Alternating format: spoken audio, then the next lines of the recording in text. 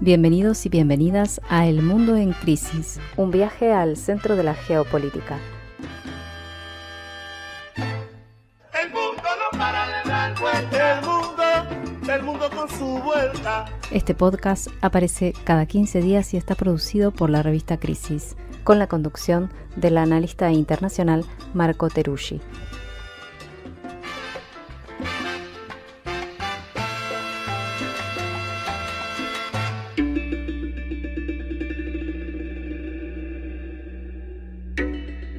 Bienvenidos y bienvenidas a un nuevo episodio de El Mundo en Crisis. Donald Trump is back.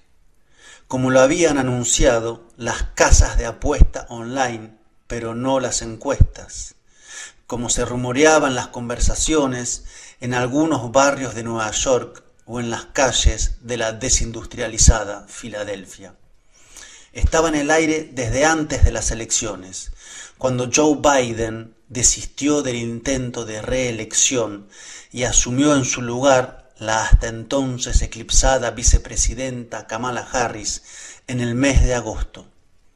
El fuego de artificio demócrata duró poco, lo que unas grandes portadas de periódicos afines. Y fue rápido, como un cross a la mandíbula seguido de un knockout. Todos los pronósticos de suspenso de días de recuentos de votos cayeron a medida que el mapa de los Estados Unidos de América se tiñó de rojo estado tras estado, más de lo habitual, y los swing states o estados determinantes también. Primero Carolina del Norte, luego Georgia, hasta que lo hizo el más importante de todos, Pensilvania, y Trump salió a festejar su victoria. Eran las 2:30 de la mañana de Florida, su feudo, nuevamente ganado por los republicanos, donde también se rechazó el derecho al aborto. Y lo felicitó Emmanuel Macron pasados pocos minutos, y, se sabe, cuando comienzan algunos reconocimientos, es que el resultado está sellado. The end para los demócratas. Cambiaron entonces los análisis. Se pasó de hablar de una de las elecciones más reñidas de la historia del país a una barrida de Trump. Victoria en voto popular, la primera para los republicanos en 20 años. Recuperación de la mayoría en el Senado. Probable mantenimiento de la mayoría en la Cámara de Representantes y los 7 estados en disputa ganados. Trump is back y con más poder. Con apetito de millonario que logró lo que los otros no pudieron, perder 4 años atrás, tomar el Capitolio, enfrentar juicios, intento de asesinato y ser reelecto por más de 70 millones de estadounidenses. Y ahora, ¿quién lo para? Algunos grandes resultados toman por sorpresa a los derrotados. Como el plebiscito, por ejemplo, de la Constituyente, perdido por goleada en Chile en 2021. Como si no se lograra tomar el pulso de una sociedad que de repente vota dando por tierra tantas encuestas. Una miopía analítica de salones, de redes sociales. En Estados Unidos no es la primera vez que ocurre. Ya en 2015, las encuestas habían fallado en el pronóstico que llevó a Trump a la Casa Blanca y a Hillary Clinton al final de su aspiración de ser la primera presidenta del país. Entonces se explicó que se había desestimado la dimensión de los votantes trumpistas, al propio Trump, a la posibilidad de que ese señor de pelo teñido, cana naranja, showman, dueño de tantas cosas como de una torre en Manhattan y muchos escándalos, provocativo, pudiera ser el presidente de los Estados Unidos. Y lo fue.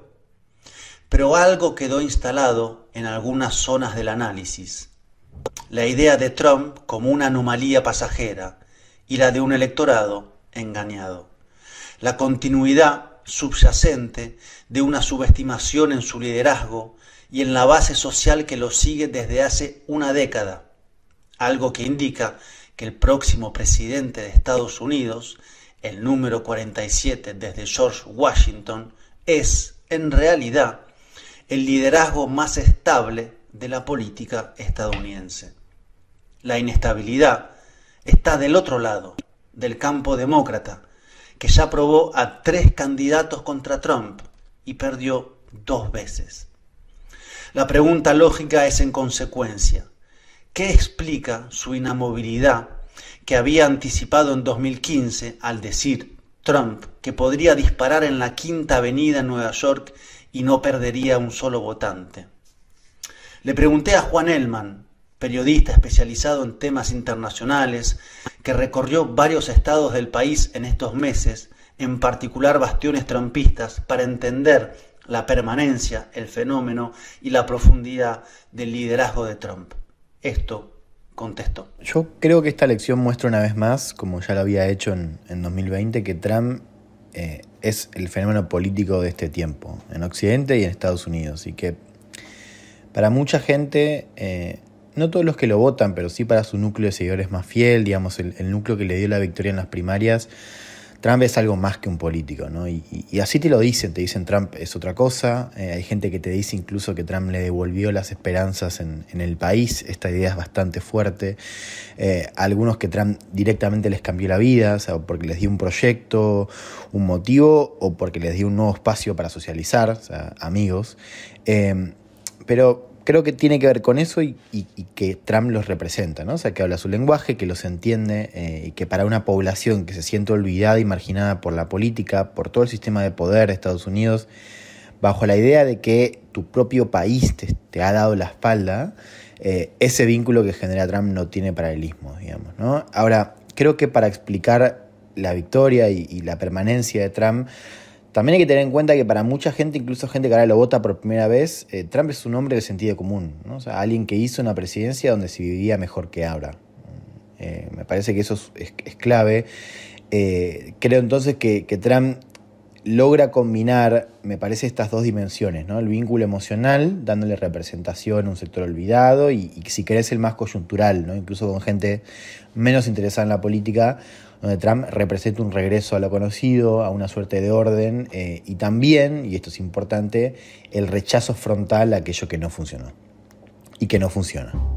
La pregunta por la victoria de Trump tiene una contracara, la derrota de los demócratas, que perdieron 13 millones de votos en 4 años y volvieron a tener un resultado similar al de Hillary Clinton en 2016. 4 años de gobierno de Biden se tradujo en una pérdida masiva de votos. Uno de los primeros en ensayar una respuesta dentro de las filas demócratas pasada la derrota fue Bernie Sanders, quien había convocado a miles de jóvenes progresistas en 2016 y aún más en 2020 para abonar a la victoria de Biden. Abro comillas. No debería sorprendernos demasiado que un partido demócrata que ha abandonado a la clase trabajadora descubra que la clase trabajadora lo ha abandonado a él, escribió Sanders.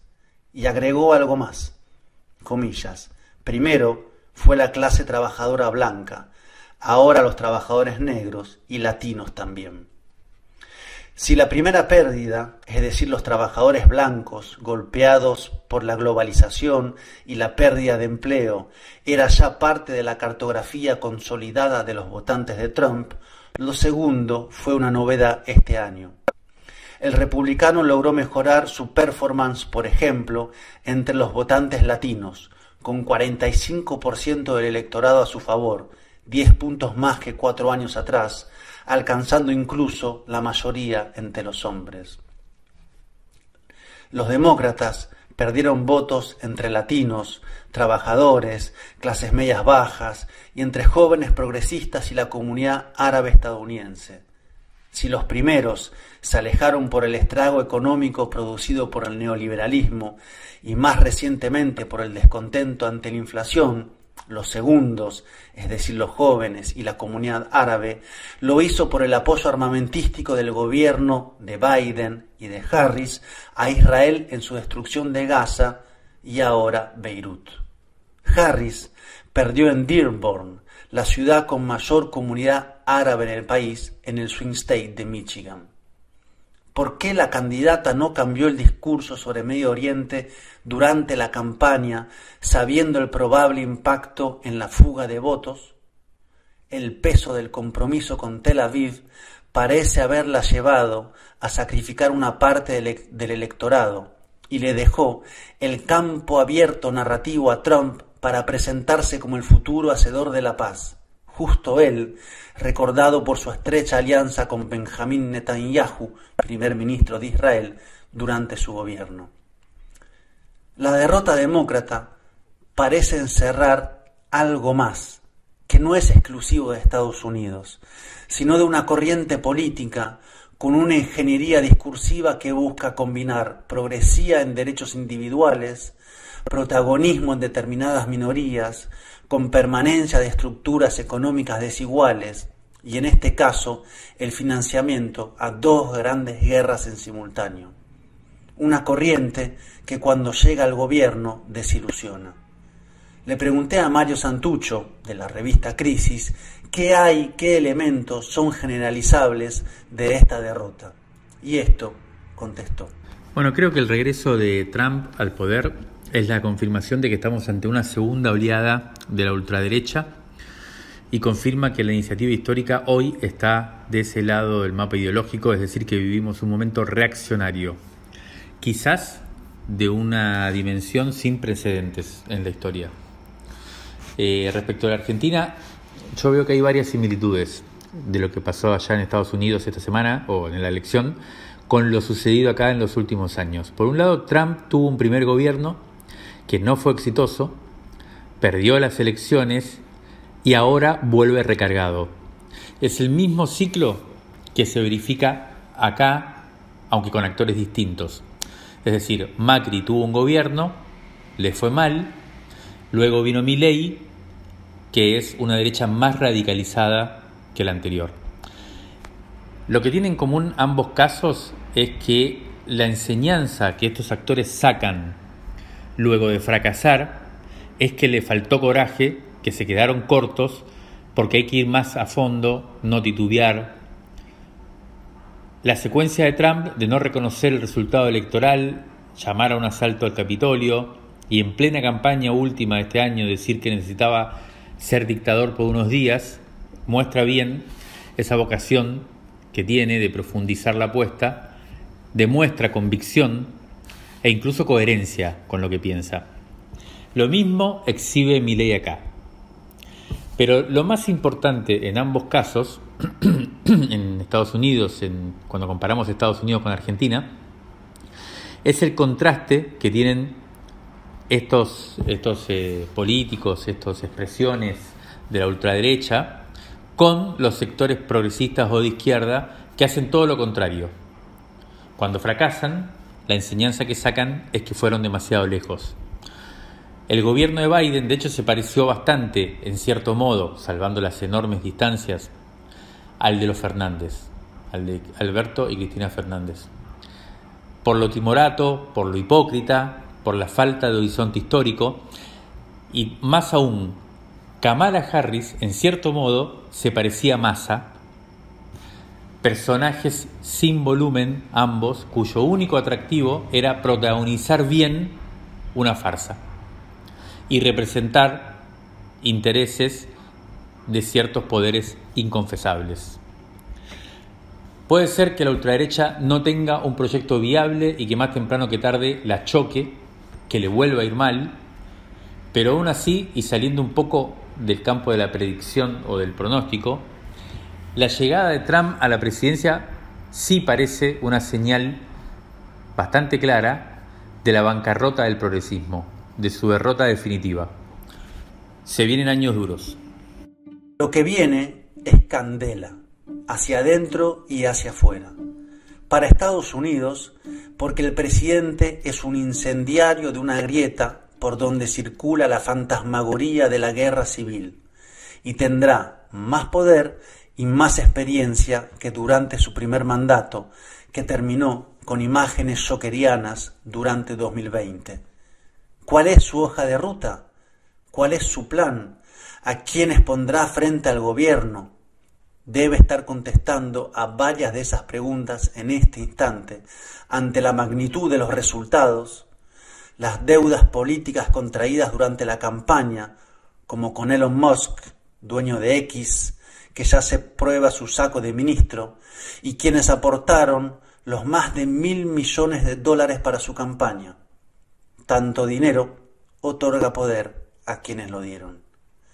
El mundo, o la llamada aldea global, cada vez más campo de batalla global, observa atentamente lo que se viene, cada quien con un temor o una expectativa diferente. Para algunos, como Beijing, el gigante de la paciencia estratégica que ya atravesó las turbulencias del primer gobierno de Trump, con la amenaza de la declarada guerra comercial que, según el reelecto presidente, debería redoblar hasta alcanzar 60% de aranceles para todos los productos. Se trata de un tema medular para el republicano en su impulso por repatriar empresas al país y volver a industrializar Estados Unidos. Otros, como Moscú, pueden ver la llegada de Trump como promisoria para un posible acuerdo en la guerra en Ucrania que se acerca a los 3 años. Aunque nada es automático, ni mucho menos fácil, y dependerá de la situación, de las trincheras, de los drones o la fuerza de los actores que se oponen a cualquier negociación. Quien se pronunció al respecto pasada la elección y victoria de Trump fue Marco Rubio, senador por Florida. Abro comillas. No lo admiten públicamente, pero si le preguntas a la administración de Biden, te van a decir que estamos frente a un estancamiento. Creo que los ucranianos han sido increíblemente corajosos y fuertes, pero al final del día lo que tenemos es una guerra estancada que debe ser llevada a una conclusión. El nombre de Rubio, hijo de cubanos y furibundo anticastrista, es importante porque está en la lista de los posibles secretarios de Estado, es decir, al frente de las relaciones exteriores del próximo gobierno. En caso de confirmarse, algo aún no seguro, significaría, entre otras cosas, una importancia de América Latina en la agenda de la Casa Blanca, con el protagonismo de la línea más agresiva al timón.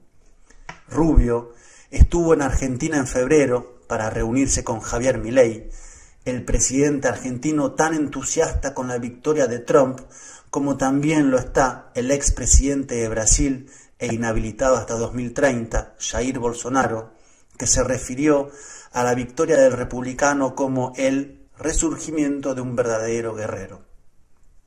El regreso a la Casa Blanca del mayor de los integrantes de la Internacional Reaccionaria envalentona a quienes libran una batalla de ideas que comparte grandes nudos societales antes que económicos. Se dijo, y es bueno repetirlo, entre Milei y Trump existe un puente de ideas conservadoras, pero no de visiones económicas.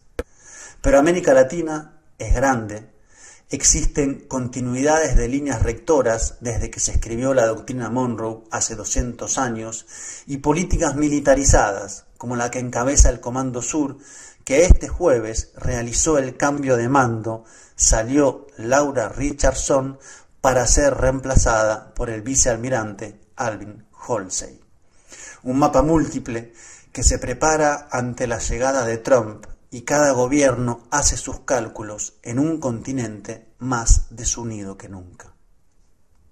Estados Unidos de América, entonces, y el inicio de un nuevo capítulo de tormentas en un país que va mal, por sus años neoliberales que dejaron a miles en el abandono y encontraron en Trump a quien los representara, por sus ciudades fragmentadas entre comunidades latinas, negras, italianas, asiáticas o árabes, por un declive adentro y afuera que augura más inestabilidad y un mundo en crisis.